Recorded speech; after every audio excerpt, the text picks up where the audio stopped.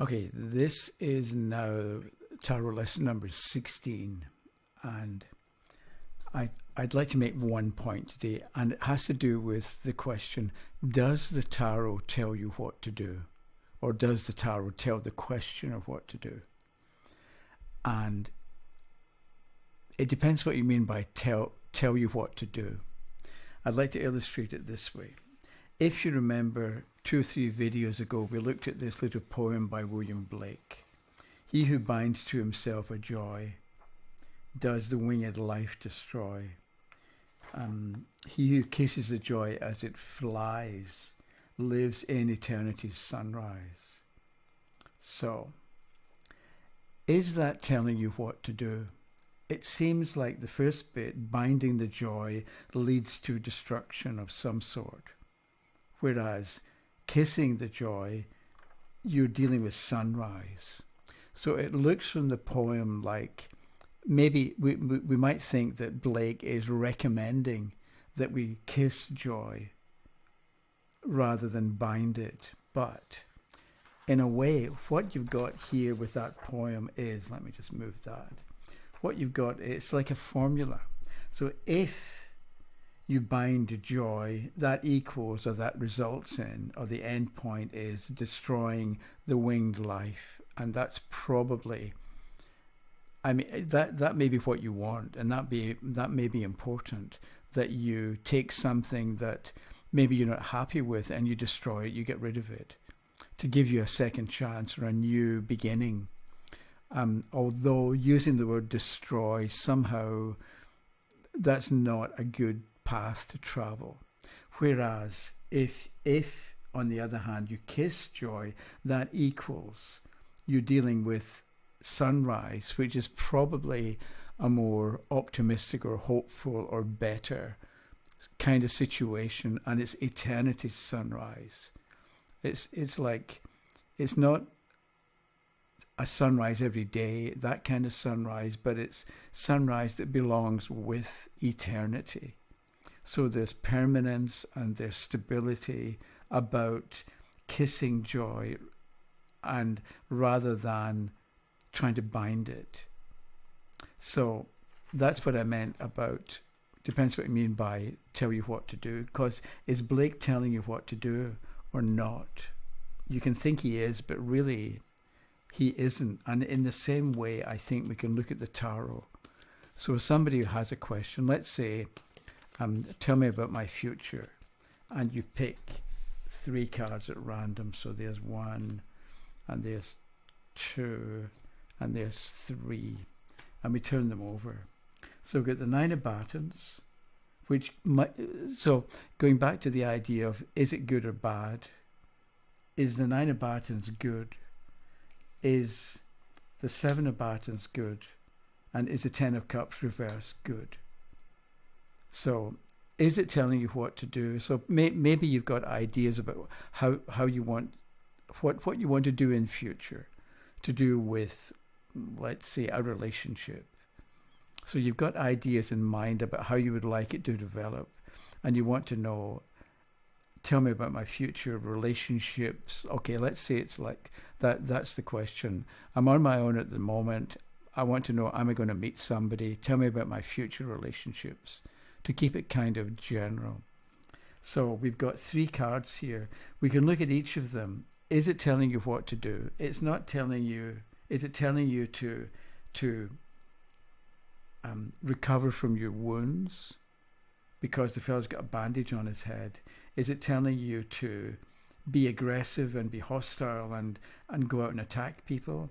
Or is it telling you to be unhappy?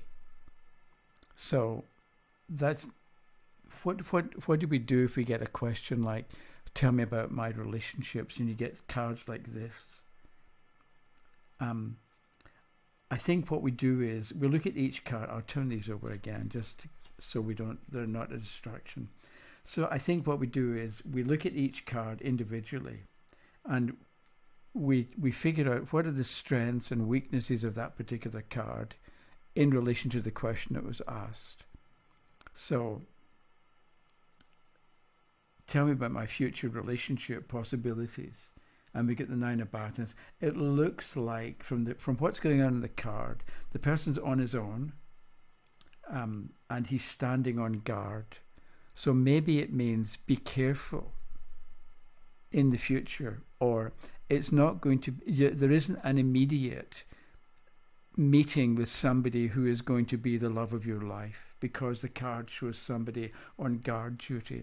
And so maybe the tarot was saying, what you do is, step 1 is gather your forces together, or relax and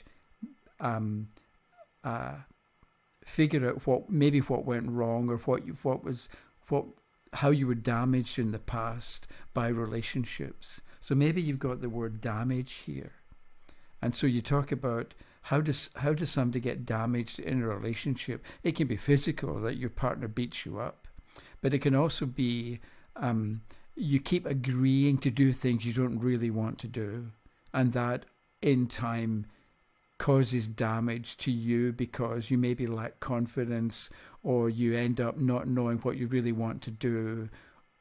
One way or the other, you're dealing with damage. And we're not saying it's a good thing or a bad thing, but what you're doing is you're giving the questioner, you're putting an idea in the questioner's mind. If you've experienced damage, think about it, or be aware that because you experienced damage in the past, or because you have experienced damage, then you may be begin defensively. You may be anticipating that I meet somebody, they're going to try and hurt me, or I'm going to end up being hurt. So I better get ahead of it in some way and attack them, or not let them in and not let them get close to me.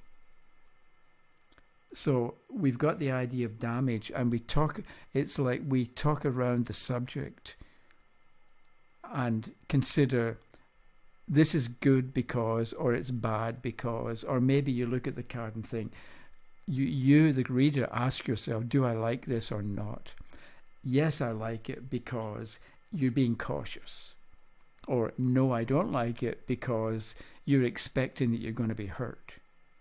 And then you develop the idea of, I like it because you're being cautious, and nowadays with the way things are, you can get too involved too quickly and end up on the receiving end. But whereas it's a good idea to be cautious.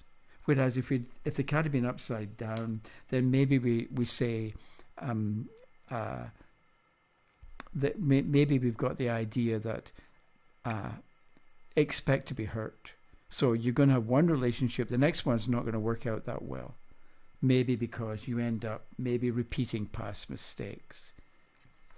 So then we've got this 7 of batons. So we do the same kind of thing with this.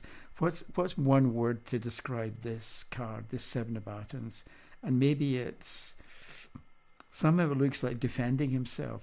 This person is standing, waiting, ready to defend himself. Here, this person looks as if they're actively involved in protecting themselves against these batons down below. So do you like this? Yes, because it means that you're not going to be easily taken advantage of. Whereas I don't like it because, if you're looking for love, then look for love. Don't look for reasons why you ought not to experience love. And then with the third card, the 10 of Cups upside down, what's my future with relationships? It looks like maybe it's one step forward, 2 steps back. Because sometimes we need to go through that kind of experience where we get involved with somebody and then it turns out that they're not quite right for us. So we've got to back off.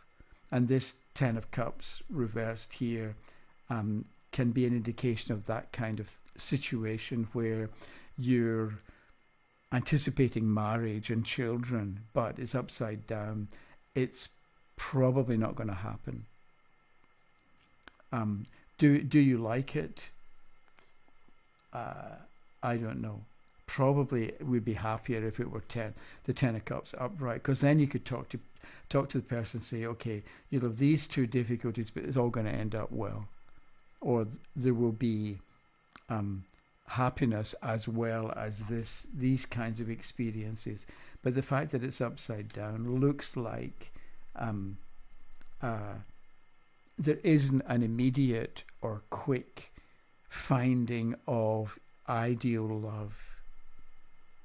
So what do you do if it's like we can't always give people good news, but if you look at the cards that come up and talk about them sensibly and honestly, then the questioner goes away a bit wiser and a bit better informed, and maybe they're more aware of things that can go wrong, and because they're more aware of it, they're not going to be taken by surprise if things don't work out the way they want. So I think what we do is we trust that the cards that we pick them for some reason, and there's a good reason for picking those cards. And and talking about the activity or the actions involved with the cards that come up, and you talk about them and you explain as best you can to the questioner. Then it's up to the questioner to go away and do something with the information, in the same way that you're not saying this is good, this is good, this is bad. You're saying if you bind joy, that's what's going to happen. If you kiss joy, that's what's going to happen. So if you are paying attention and alert, things will go better.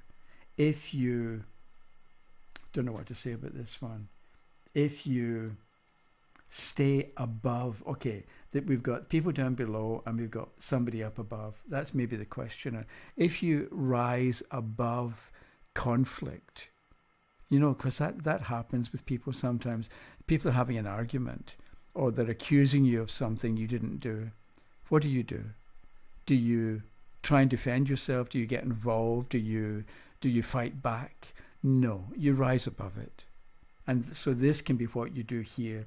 If somebody pushes your buttons, as they say, and gets you annoyed about something, what do? You rise above it. You don't start fighting with them or trying to defend yourself or justify what it is that you've done or what it is that you've thought. You rise above it and take a higher path. And then we've got the 10 of Cups reversed here. So it looks like it's going to take you one relationship to get the hang of how to handle your emotions, because Cups is emotion and it's upside down. So maybe what we've got here is you are going to be prone to being over emotional about situations, which can mean that you meet somebody and you want to marry them 10 seconds later, and that's probably not going to work. But it can also be that when your emotions get in the way, and this can go back to here, if you've been hurt in the past, you can tend to expect that the next person you're going to meet is going to be the same, but they're not. And maybe that's the lesson to be learned from the immediate relationships that you're going to have, where you learn to rise above it and not get sucked into the difficulties that you experienced before. Okay, so that was kind of it. So I'm my mind has gone blank, as it does periodically. So let me stop at this point. Today's Friday, so Saturday, Sunday, Monday. I'll be back on Monday, and if you have comments, leave them down below. I tend to read them, but I don't always answer them. But if you've got something really important, email me directly, bllntr@yahoo.com, because I always read those emails. But sometimes I read a comment and I can't find it again. I know it's ridiculous, but I I can't find it sometimes. So thank you for watching, and have a nice weekend, and I'll see you on Monday. Okay, bye bye.